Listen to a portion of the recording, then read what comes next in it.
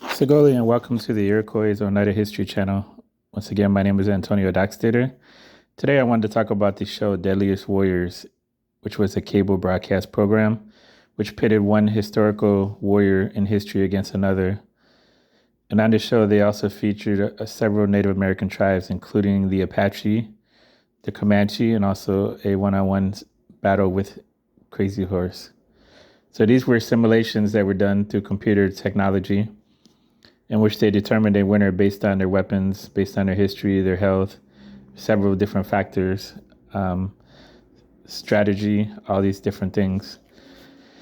And one of the things that I always wanted to see was the Haudenosaunee, or Six Nations Iroquois warrior portrayed on the show, since the history that we had was very remarkable if you think about it. At one point, we had fought and also defeated over 30 different tribal nations, including two European superpowers, and had captured or killed thousands of enemies. Especially from the time period 1609 to 1701 is when we fought the French Empire in Canada. This war was started by Samuel de Champlain, who allied with the Huron, Montaignais, and Algonquin tribes, who were Iroquois enemies. So from this time, the Iroquois enemy inflicted many different casualties on the French, including almost 1,000 people over this 100-year war, killed or captured. The French allies, who were over 20 different Algonquin-speaking nations, suffered thousands killed and captured also during this time span. And this is a list of all the different tribes that come from that area: Algonquin, Mohican, Sokoke, Penobscot, Pocumtuck, Montaignais, Nipissing, Ojibwe, Ottawa, Illinois, Miami, Potawatomi, Wampanoag, Shawnee, Delaware, Lenape.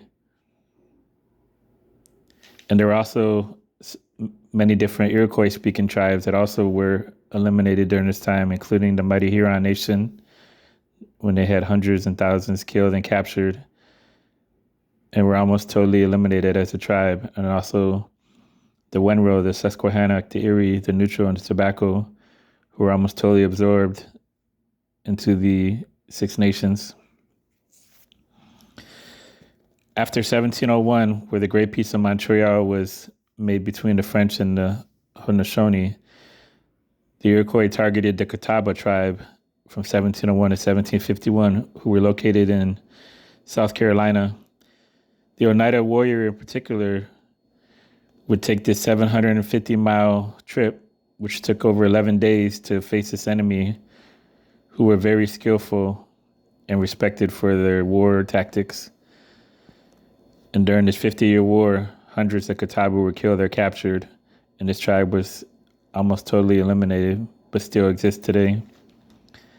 The Oneida warrior was one of the only ones of these Six Nations to face off against the British superpower also during the Revolutionary War. From 1777 to 1781, Oneida participated in 5 different battles and campaigns, including the Battle of Oriskany, in which over 15 British soldiers and allies were killed by Oneida warriors. And also they took part in the Saratoga campaign, in which they took over 30 prisoners. And in 1778, the Oneida traveled to Valley Forge to assist George Washington and participated in the Battle of Barren Hill, in which they killed over 25 British dragoons and soldiers, and later took part in an attack on Unadilla, in which they took 10 prisoners. In 1781, the Oneida participated in chasing down a British company, in which they killed 13 British soldiers, including the notorious Captain William Butler, who was killed by an Oneida.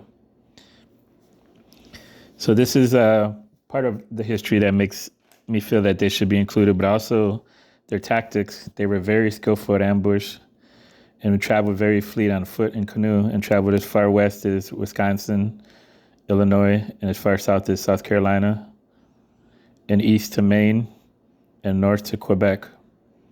Their weapons were, at short range, a war club, at mid-range, a bow and arrow, and at long range, a firearm, which were early flintlocks and matchlocks later on. They are very tactical at morning raids, and even defensively, the French attacked them in 1615, and they were able to hold them off with their villages, which were secured by palisades and galleries and water sources and food. The Oneida warriors never numbered more than 100 warriors total from 1736 to 1781. So this is remarkable considering their numbers. So this would be my pitch why they should have been included as Deadliest Warrior. If you like this, like, subscribe, comment, and we'll see you the next time. Yamako.